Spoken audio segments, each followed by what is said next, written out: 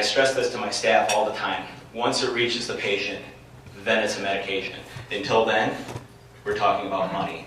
And that's what has really caused a lot of the changes in the drug industry and prompted a lot of the initiatives in the Accountable Care Act. So we'll get into a little bit of it. I'm going to try to keep a pretty good clip here so we can have some time for some questions at the end of it all. So I have nothing to disclose. Okay. A brief history of Wagner.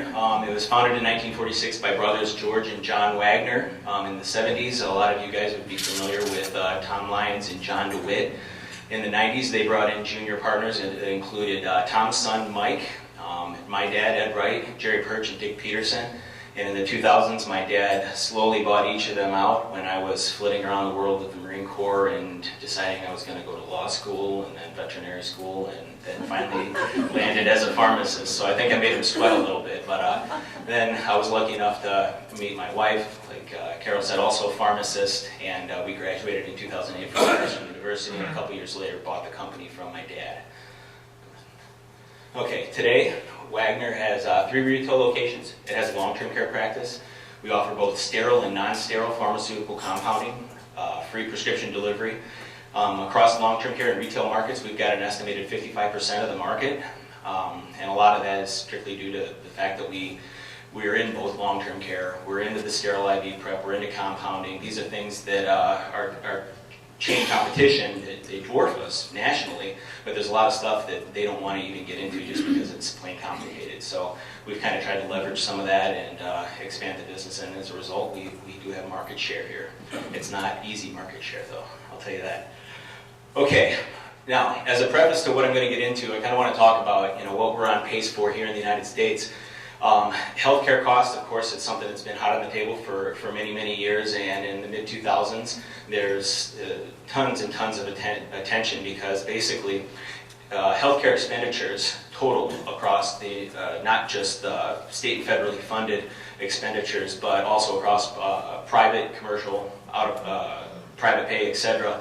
They're expected to outpace the growth of the United States gross domestic product. So it's a major, major issue, and it actually spawned some pretty specific research, which I'll get into here. The New England Health Institute started this research initiative called Waste and Inefficiency in the United States Healthcare System. It wasn't government sponsored or anything like that. Blue Cross and Blue Shield of Massachusetts, Harvard, Pilgrim Healthcare, and WellPoint Incorporated sponsored it, and their goal was to shed light on what was pretty much rumor prior to that a lot of the expenditures could actually be saved because it's just frivolous waste. So the New England Health Institute's expert panel reviewed 1,460 articles examining examples of different types of healthcare waste, and they pared it down by looking at what the relative strength of each individual article, the evidence was, and the potential cost savings of at least $1 billion annually to kind of distill it. There's a number of findings, and I'm going to try to stick to the findings that are really relevant to my presentation in the pharmacy industry. I'm just going to address the white ones there, but misuse of drugs and treatments resulting in avoidable adverse effects of medical treatment that could have saved $52.2 billion. The underuse of generic antihypertensives with potential savings of $3 billion. Underuse of controller medications in pediatric asthma, particularly with inhaled corticosteroids with a projected savings of $2.5 billion. So we're talking about a ton of money. As far as causes, of course, the number one cause, medication non-adherence, lack of compliance with clinical guidelines, which really shed some light on some potential shortcomings in physician decision-making and clinical interventions. So they decided to further distill the cause. The World Health Organization's definition of medication non-adherence is any deviation from the prescribed course of medical treatment, including patient's failure to pick up or renew medications, patient's failure to take the prescribed dose or interval for use, and patient's failed persistence to therapy or complete abandonment. Believe me, we see an enormous amount of this in pharmacy. It's all over the place. So they estimate that these phenomena cost about as much as $290 billion annually in the United States. So these are the crushing healthcare costs we speak of. They're pretty much all considered to be avoidable, and they represent about 13% of all healthcare expenditures. So what are some of the causes? What prevents people from taking their medications properly? Cost is a major thing. A lot of times they simply can't afford the right medications. Side effects, they take the first few doses and they don't feel quite right, and they abandon the therapy as a result. Medication burden. We send a lot of seniors away from our pharmacies that are on 20 meds or more, and you can imagine, we're all highly functioning adults here. How are we going to manage that? It's impossible. Even if they try to use the med managers, med planners, or monthly planners there, it's impossible to do it. They're going to make an error, and it could be a costly error. A lot of times patients simply do not understand their therapy. They'll forget to take their medications. I'm sure that's a phenomenon everybody's been subjected to. Their cultural and belief systems, a lot of times they'll abandon therapy for that reason. Imperfectly prescribed drug regimens. We've got a lot of very, very skilled physicians here locally, but even so, we see a lot of things that really need to be corrected after the fact in the pharmacy. And one of the reasons that's really, really discouraging to us in the pharmacy is just patient apathy. They're just not that concerned about it. So here's some statistics when they kind of boiled it down and started examining specific populations. The mortality rate increased in non-adherent versus adherent diabetic and heart disease patients, 12.1% versus 6.7%. So that's pretty statistically significant. The one-year risk of hospitalization for diabetics, only 13% in those adherent, while it's 30% in those who are non-adherent. So this is one of the major problems, hospitalizations, unnecessary ones. And the one-year risk of hospitalization in a similar population, those with high blood pressure, 19% in those adherent and 28% in those non-adherent. So there's a lot of work to be done in those specific populations. So the legislative response to this, of course, was the Affordable Care Act of 2010. Now, did they use this research as a blueprint?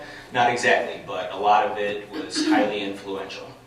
What I want to talk about specifically is the Readmission Reduction Program, which became effective in October of 2012, and it includes payment penalties of up to 1% for on Medicare reimbursements for hospitals that were not able to keep pace with the locally derived hospital readmission rates. So basically, if the hospital has discharged a patient that's got a specific diagnosis of, in the first round, it was heart failure, heart attack, and pneumonia, and then they were immediately readmitted within 3, 7, 10 days, basically within the next 30 days, well, they put themselves at risk for potential penalties.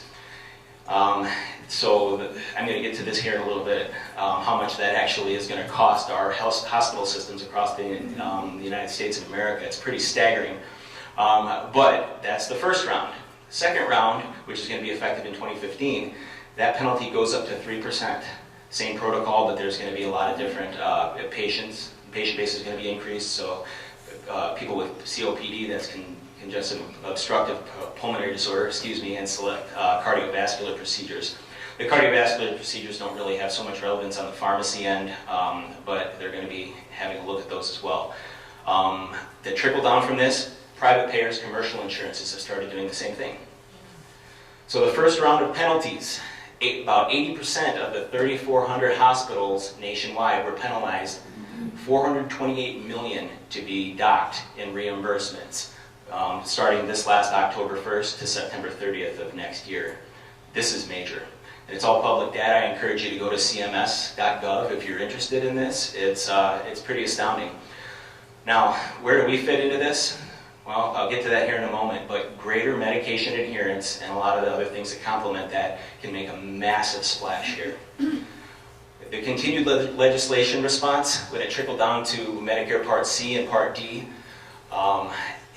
they're going to be assigned star ratings. It's basically, the government is going to be gauging their effectiveness. Of course, Medicare Part C and D, they administer both. Well, Part C administers a medical plan plus also a prescription plan. And the Part D standalone is prescription only. And they're going to be assessed based upon what bells and whistles their plans have, so to speak. For example, what kinds of screenings do they offer, coverage for tests and vaccines, managing chronic conditions, member experience. I think this is going to be especially interesting to see how that rolls out. Customer satisfaction. I don't know anybody that has an enormous amount of customer satisfaction with their Medicare Part C or D plan, but that's just anecdotal from what I've seen in practice. So we'll move on to Medicare Part D. It's a very similar situation. I won't spend a whole lot of time on that. That's a standalone prescription plan.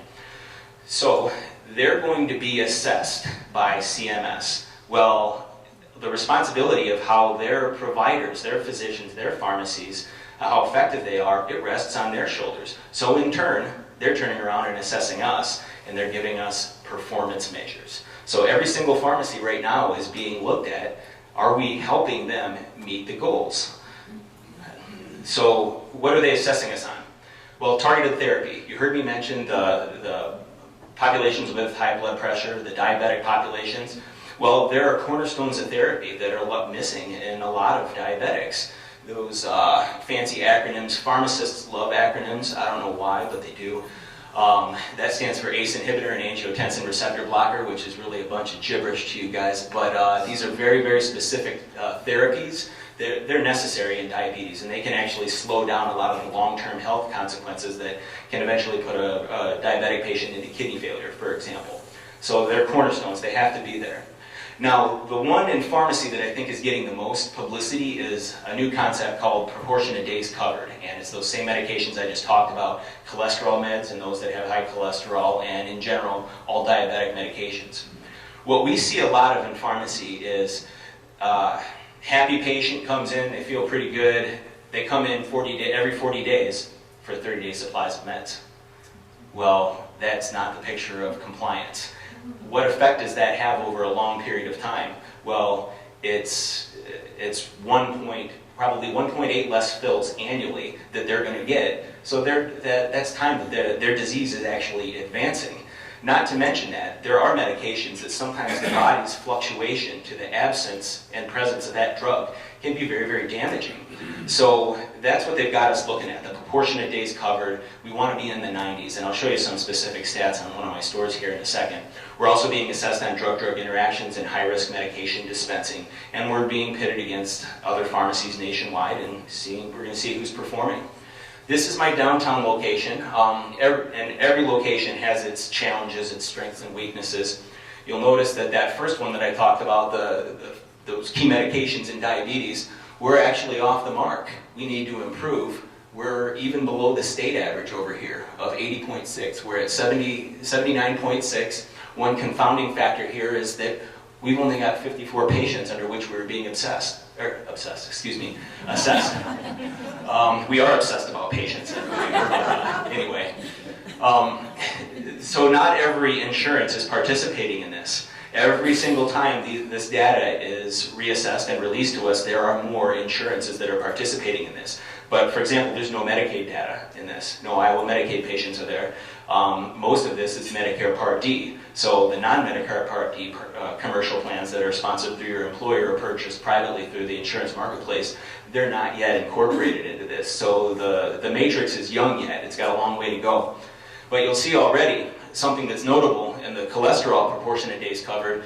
We're doing pretty good. 89.7, we're above the state average, and we've got 107 patients under which we were assessed. That made me feel pretty good when I saw that. So hats off to Ashley, our clinical director down there. You're doing a good job. But one thing that's really unique to the downtown store, and some of this can be attributed to, there's some populations that we serve specifically there that require some rather unique drug therapy that has recently been scrutinized because of the high risk for side effects or lack of incredible clinical data supporting its use. They're now considered to be high-risk medications, and we are way off the mark, and we don't really have a whole lot of avenues with providers to actually carve those out. You know, if we call up a physician and say, hey, you can't prescribe this because the insurance says it's high risk, well, you can imagine the chuckles in the background. If you even get that, you'll probably just get click. So that's just the way it goes. So eventually they say that we're going to get some sort of recourse where we can document through a secure system, hey, this is the reason that this patient is on this therapy, so we can actually justify it. And that's going to be helpful in other arenas as well. For example, there are some reasons, although not very many, that reasons that would preclude the use of some of these key medications in diabetic populations. You know, an absolute reason for not using this drug. We as pharmacies have to have some sort of means of illustrating that to the insurances and saying, hey, we're doing right, everything's fine with this patient, we're doing everything that we can. It's just not there yet. So let's talk a little bit more about the health system's response. At hospitals, procedural improvements, discharge planning, they've got their eyes on transitions of care, medication management, and they're kind of adapting to a lot of harsh realities. The adverse events are a major, major cause of avoidable readmissions. More post-discharge adverse events are related to drugs than any other causes, and believe me, at the pharmacy, we see why. We get that hospital discharge patient, they come with 20 medications, only 15 of those are covered on their insurance plan. Of the 15, they can only afford 12, and of those 12 that they actually leave the pharmacy with, they're only successful on 8 of those drugs. So 8 of 20 medications that were intended, they probably needed all of those just to ensure that they stay out of the hospital long enough to make it to their appointment with their primary care, because they were actually discharged presumably by a hospitalist, somebody that had very little relationship with them on a patient care basis. So you can see how that's not a very, very successful matrix there. It's not working out. So hospitals are doing everything that they can to turn their attention to this. So we're kind of rising to the challenge ourselves. I'm going to get to that a little bit. We're trying to help them here at Wagner. So what have we done? Well, we've crafted a program called MedAssist. It's a trio of services designed to specifically target non-adherent or otherwise at-risk patients to make their health goals more attainable through patient education, medication synchronization, and adherence packaging. Hey Ashley, would you mind passing around one of those med packs over there? I'll let you guys have a look at our flagship product there, and I'll talk a little bit about how we're integrating that into patients' therapy. Okay, well, before we get to that, we'll talk a little bit about medication synchronization.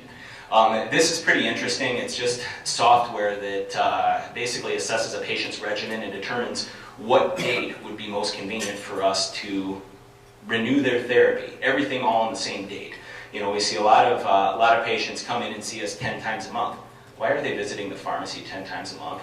They're never going to reach their health outcomes. Disorganization is inevitable. So we'll sync them all up on the same day. And this is actually a tool that has another aspect to it here in the pharmacy.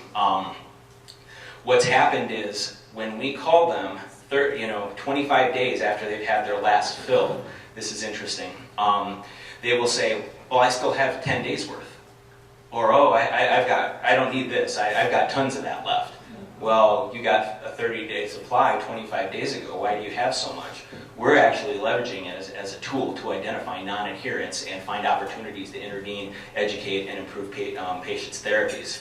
So it's a program that encourages refills proactively. It just takes a little extra aspect of medication management off the patient's plate, and it allows for tracking of our data internally as well. So it's a good patient management program. Now, that fits hand in hand with MedPack.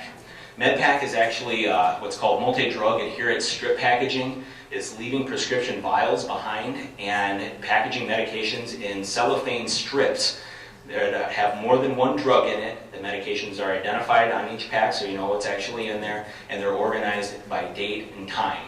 Now, if all your prescriptions are not falling due on the same day of the month, it's absolutely impossible to do this. Additionally, there's a little bit of, I don't want to call it cumbersome, but you have to be committed as a patient. You have to be willing to sit down with one of our clinical pharmacists and sort through it and organize your medications. We find an enormous amount of seniors, just for example, this one interaction, they're all taking their calcium at the same time that they're taking their thyroid hormones.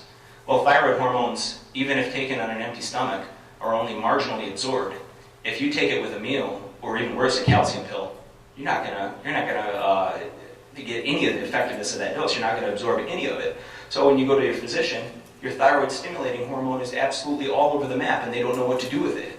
So organizing it and taking medications and putting them in the specific times of the day where it actually makes sense is a major aspect of it. So the best part that I like about it is that it removes the need for the monthly med planner. I hate the monthly med planner, and here's why. That calcium reason, for one. Number two, in pharmacy, we try to handle the medication as few times as possible. From the minute we get it out of our wholesaler's stock box, when it comes in, to the inventory shelf, to the patient. Every single additional time it's handled, it puts us at risk for making a medication error. So when we send those 20 vials out into the field with a patient, and we know that they're going to go home and they're going to pick them out pill by pill and organize them, we know for sure there's going to be an error in there. So I want to do away with the med organizers altogether. Additionally, even if you have a home care nurse or something like that, we still have those nurses that are calling every 40 days for 30-day supplies. So even if you have a healthcare professional, and believe me, that is not a knock, we have a lot of very, very competent nurses in the field. They're just simply overwhelmed. You know, they're not even getting them compliant. So there's a close-up of one of our packs. You can see medication name, tablet description, and breakfast. 1 of 1, so presumably, because you can't fit 10 tablets in one of those, you could have up to 3 packs for one. The patient kind of has to be organized, but the point is it's plug and go when they get it, and it's affiliated with a specific day and date. So it's a good product, it's working quite well. The final aspect of our program is clinical pharmacist. Well, as Carol mentioned, my wife and I both have doctorates. That's standard now. I think the last round of pharmacists that had bachelor's degrees in pharmacy, they graduated in 2002 or 2003, so we all have doctors of pharmacy now. But what's happened is there's additional qualifications. You know, there's a lot of little corners of pharmacy. I myself, I can't walk into an oncology pharmacy practice, and I mean, I will remember the basics from my pharmacy school, but I am not an oncology pharmacist. I'm not an HIV specialist. Where we plug in is in ambulatory care. So myself and my wife and another member of our team, we all sat for the boards for certified ambulatory care pharmacists. And it basically specializes in all matters relevant to successful patient medication management in the field and successful integration with physicians and basically making intelligent recommendations, backing them up with clinically based evidence. It's cutting edge stuff. It was a good investment for us. Unfortunately, insurances don't pay us anymore for this, but we felt it was the right thing to do to build into the infrastructure of this program, and I'm glad thus far that we did it. It's been cutting edge. Additionally, one other thing that we've done, pharmacists now can do residencies, just like physicians can. Our clinical positions at Wagner, we've had to do a little bit of moving around. These positions are they're not for everybody, and we've kind of entered an era in pharmacy where, you know, 5 years ago, my wife and I were seeking pharmacists that had lots of experience. You know, hey, if you had 20 years at Walmart, Walgreens, whatever, hey, yeah, why don't you come over and we'll see what we can do together. We've kind of reached a point where 20 years working the bench at Walmart is a weakness in this new era of pharmacy, because you're having to manage so many variables that are so abstract. A lot of people simply cannot make that leap. We learned that very quickly when we were building our clinical programs, and so we decided to put some rather stringent prerequisites to even apply for the position. One of them was simply hiring graduated residents, and then that also includes a fast track to the board certification. So we've been pretty choosy about who we've let in to help administer the program. Target patients, of course, those with chronic disease, diabetes, hypertension, and high cholesterol. Those are the major threes. They're the ones that we can actually slow down the most, so they're huge, huge targets. And then, of course, heart failure. Secondary target patients are those that need it the most, the chronically non-adherent, those that have been recently hospitalized or see the emergency room frequently because of medication misuse, those with cognitive impairments. There's still some challenges even if we get them enrolled in the program, but we target them as well. Elderly with poor or no support structure, we go after them as well, and in our tertiary target market, they usually just come to us. Somebody that just wants it because it's convenient, they travel a lot. We've got a lot of 30-somethings that are taking their medication that way. So our program's working. This is some early data. We took 50 patients that are enrolled in the program. They had to be enrolled for at least 6 months. Their adherence rate prior to MedPAC, 72.1%. You notice the lowest line one was at 42%. That's pretty low adherence. I mean, it would almost be better if they didn't take the medication at all. And of course, the higher end of that, there was a 91% adherent patient. We've also had patients that were pretty organized to begin with that have just decided to enroll for their own convenience. So that actually makes the increase there even more profound statistically. So the mean adherence rate after MedPAC, 99.2%, with only a 4.6% attrition rate. So it's working. We're We're drawing the stats, we're trying to distill it even more down to specific patient populations, the diabetics, the hypertensive. This is what insurances are going to be looking for in this new era of pharmacy. So, who's failing on MedPAC? Those with mental illness. Not all of them, but for example, a patient that has obsessive compulsive disorder wants to be organized and controlled on their own. I do not recommend any of my pharmacists ever enrolling a client like that unless they're really motivated to do it, simply because we've already experienced failures on it. Their illness kind of precludes successful use of this right off the bat. We have a lot of kids to seniors or caretakers that really push to get their parents or whoever they're taking care of enrolled in the program, but they're not buying into it. They don't want it. A lot of times with seniors, the reason they don't want it is because they know their child is going to come 75% less when they don't have to organize their med reminders. So we don't get involved in those factors, but I hope that's not the case. I would hope that they would come and actually spend time with them rather than coming to organize their meds. But anyway, we have seen some situations where that hasn't worked out well. Again, I already cited that it has to be individual patient commitment. So if there's a third party enrolling you because it's going to be convenient for them, success is not very likely. There's those that will not tell us when their therapy has changed. We've had patients that come in and let us know that we're trying to kill them because this medication is in their med pack. Well, I've been trying to work with my staff on clairvoyance, but it doesn't always work that way. And believe it or not, the only thing for sure that we're going to know about from your physicians is when a new medication is initiated, because we get a prescription. But if they discontinue something, we don't know until the patient tells us. So it's just like anything else. If you don't know, or if you don't tell us, we don't know. If you don't tell McDonald's to hold the pickles, they're not going to hold the pickles. That's a horrible example because we're talking about pharmaceuticals here, but you get the drift. If the patient will not interact with us and stay ahead of those things, we have no idea how to proceed. And then, of course, when they reach the pharmacy and we cannot give them their med pack because it has a medication in there that has been discontinued, that's an inconvenience to them. But my clinical pharmacists stress it to the client that you have to be committed to this, and it's true. Challenges, convincing those that have if it isn't broke, why fix it? And that's on the patient side, that's on the provider side, that's on the internal side with my employees. Some people just don't want to change, regardless of whether they want to. Changes upon the entire healthcare industry. Provider buy-in, nursing facilities and home care agencies, hospital groups and physicians, seeing the necessity of this and seeing its effectiveness, it has been a bit of a challenge because it's very divergent from the norm. But our statistics that we're garnering from the program, they're starting to speak for themselves, so it's actually giving us something viable to go out to these entities and present it to them. And patient buy-in with complicated populations. Like I said, everybody's afraid of change. It's tough.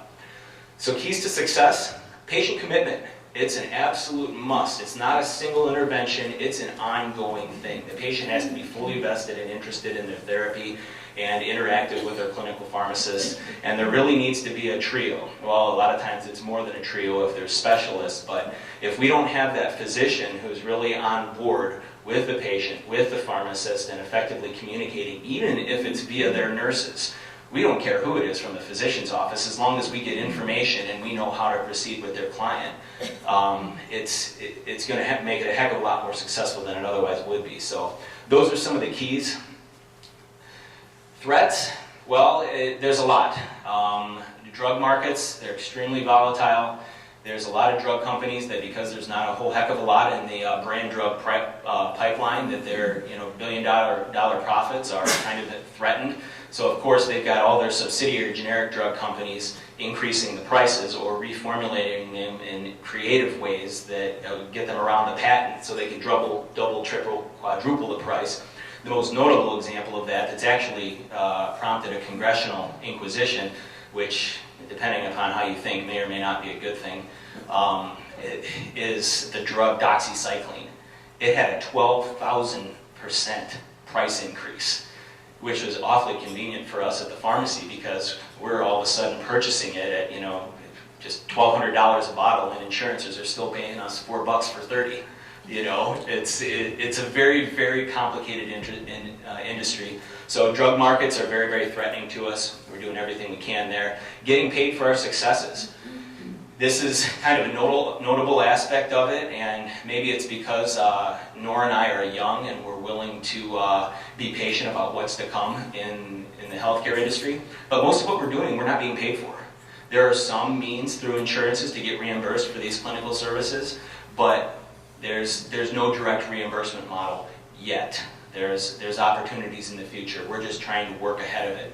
The way things work in the pharmaceutical industry is one day, if we weren't working towards this, the insurance would say, okay, well, now you have to be this, this, and this. And it's impossible to do overnight. So we kind of see that coming one day, and we're just trying to hedge our bets and stay ahead of it.